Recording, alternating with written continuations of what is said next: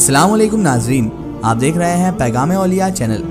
ناظرین کرام، آج ہم آپ کے سامنے پیش کرنے جا رہے ہیں اللہ کے نبی حضرت موسیٰ علیہ السلام کا نبوت سے پہلے کا ایک واقعہ، جسے سن کر آپ کو بھی نصیحتیں حاصل ہوں گی اور آپ کا ایمان تازہ ہوگا۔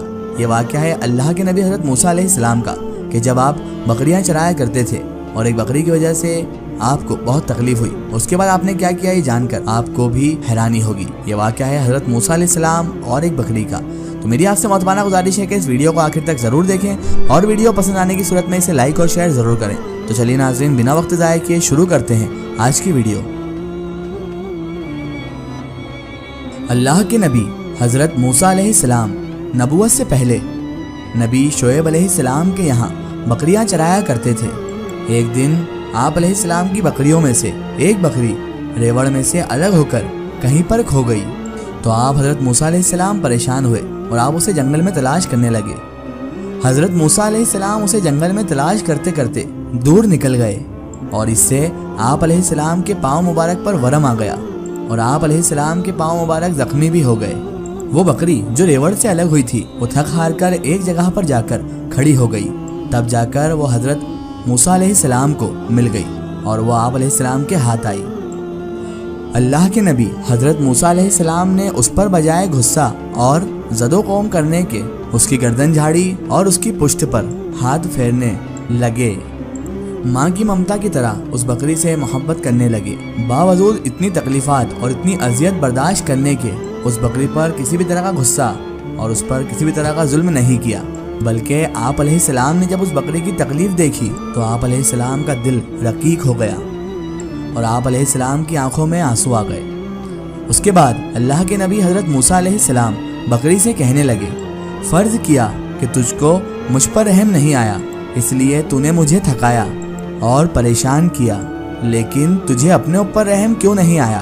میرے پاؤں کے ورم اور زخموں پر تجھے رحم نہ آیا تھا، کم از کم تجھے اپنے اوپر تو رحم آنا چاہیے تھا۔ اسی وقت ملائکہ سے حق تعالیٰ نے فرمایا کہ نبوت کے لیے حضرت موسیٰ علیہ السلام ذبح ہیں۔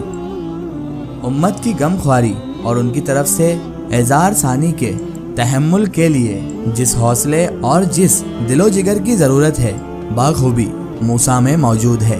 نبوت سے قبل کئی انبیاء کرام نے بکریاں چرائی ہیں، اور اس کی حکمت یہ ہے کہ جسے مولانا رومی رحمۃ اللہ علیہ اپنے اشعار میں فرماتے ہیں، جن کا ترجمہ یہ ہے، تاکہ بکریوں کے چرانے سے انبیاء کرام علیہم السلام کا صبر اور وقار ظاہر ہو جائے۔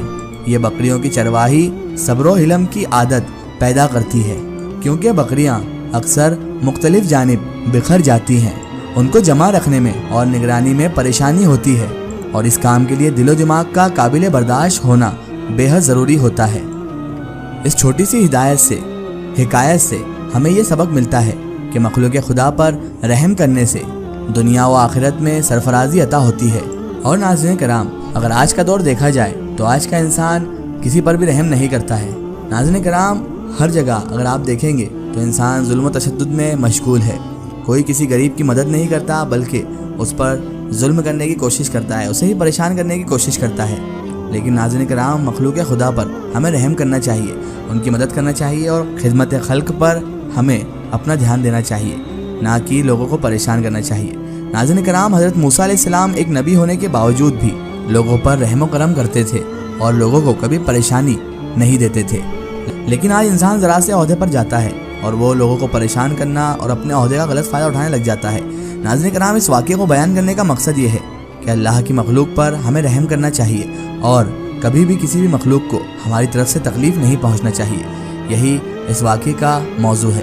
اگر ہم اللہ کی مخلوق پر رحم کریں گے اور ان کی خدمت کریں گے تو اللہ تبارک و تعالی ہمیں کوئی نہ کوئی مقام ضرور عطا فرمائے گا۔